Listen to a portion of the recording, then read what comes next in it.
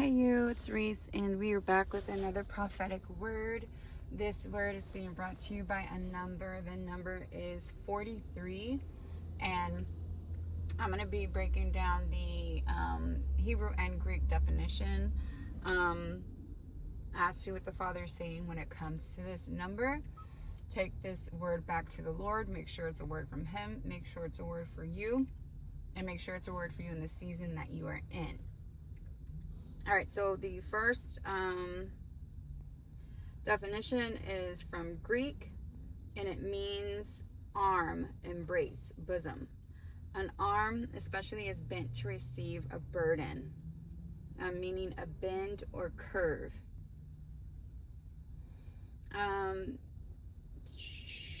It refers to the part of the human body known as the arm, specifically the area used for embracing or holding.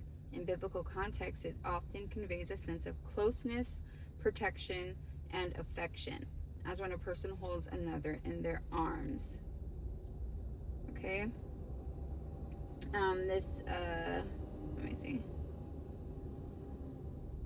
Okay. So, let's go to the next definition. And this is Hebrew, and it means, oh Lord, it's the name. Sorry. Yasaf. I think that's how you pronounce it. I'm not sure. But it means father and to add or to increase. My father has gathered, or the father has added. Let me see. Okay, in the context of ancient Israel, names often carried significant meaning and were sometimes prophetic or reflective of the circumstances surrounding a person's birth or life. The Levites, to whom his name belonged, were a tribe set apart for religious duties and the service of the tabernacle and later the temple. The Kohathites in particular had the responsibility of caring for the most sacred objects of the sanctuary, including the Ark of the Covenant. I believe this can also be linked with the Nethinim, not the Nephilim, but the Nethinim. I think it's Nethinim.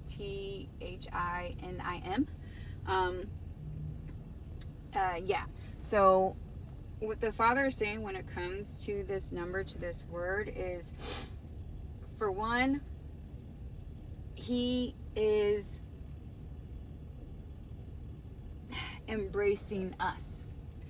Some of us carry a cross that's pretty thick. It's pretty heavy. You know, some trees are more sturdy than others. Some trees are more weightier than others. And for some of us, our cross is pretty heavy. And we are also called to help a lot of people carry their cross. And so what the Father is saying, some of us that gave Him our yes, He has given us the task to bend or curve our arm to embrace a lot more spiritual warfare, a lot more attacks, a lot more drama, chaos, a lot more hardship, because that's who He created us to be. That's the task. Those are the tasks He's given us. And so, because we gave Him our yes, and some of you may have not even given Him your yes yet, and you're just like, why is so much happening? Like, why can't my life just ever seem to fully get together? Like, why all this? Why all that? And it's because some of us, He has graced to carry more weight.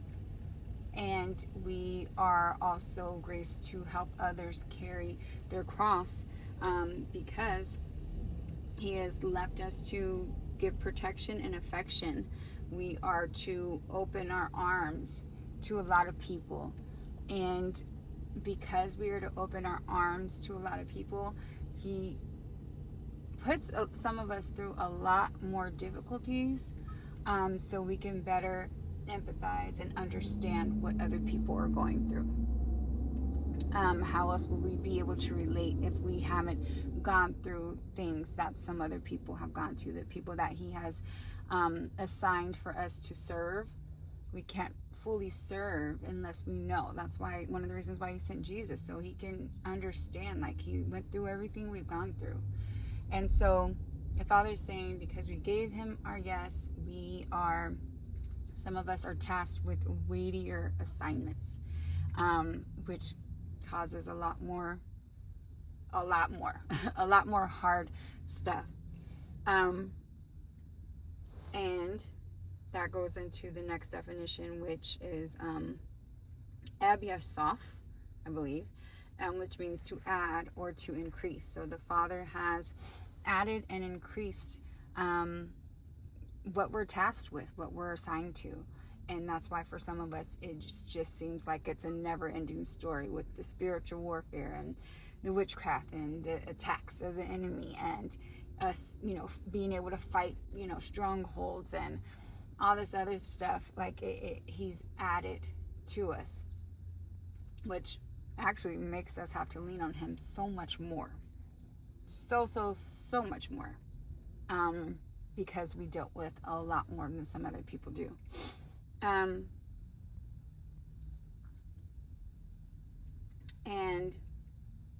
yeah, because like the Kohathites in particular had the responsibility of caring for the most sacred objects of the sanctuary, including the Ark of the Covenant. So again, that's just, it goes to much is given, much is required. And for those of you that are just really having a hard time and just like, I can never seem to catch a break, it's because he's entrusted you with that much more. He's giving you that much more. So sometimes we have to experience that much more. We have to go through that much more, and we have to serve that much more. But he's also saying, going back to the arm, embrace, bosom definition of this number 43, is that he has also opened his arms to us. He opens his arms to us. He knows what he has assigned to us is not easy. We just have to remember to keep running back to him. Continue to run back to him. Continue to run back to him. Continue to run back to him. I don't care if you're upset with him. I don't care if you don't feel like talking to him for a minute. I don't care if you're upset with your circumstances or the people you're around or who he's assigned you to serve or he's even assigned you to marry or your kids or whatever the case is. Remember to run back to him, because he is there to receive you with open arms, because he knows it is not easy. And I'm going to read you Psalm 145:14. The Lord upholds all those of his own who fall, and raises up all those who are bowed down. And that is some of us. We have bowed down. We have surrendered everything to him. And sometimes in that surrender, it's like,